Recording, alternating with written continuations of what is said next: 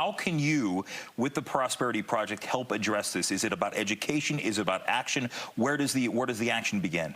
We're marrying a number of approaches together. So what started out as a reactionary measure, or I guess rehabilitation, in the form of helping Black women who are debt constrained pay down their debt burden and also train them on finance, we still run that program, but also have grown it into an end-to-end solution spectrum, as we call it.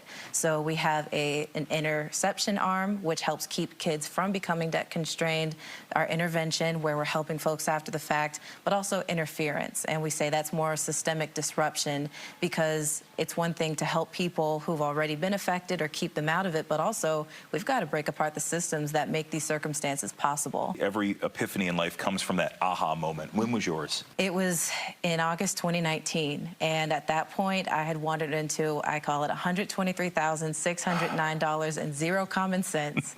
The bulk of that was my student debt burden, which stood at about $116K, and it's important to note that that was after 2 years. It was $100K initially in principal, but that extra 16 was thanks to ignorance and interest.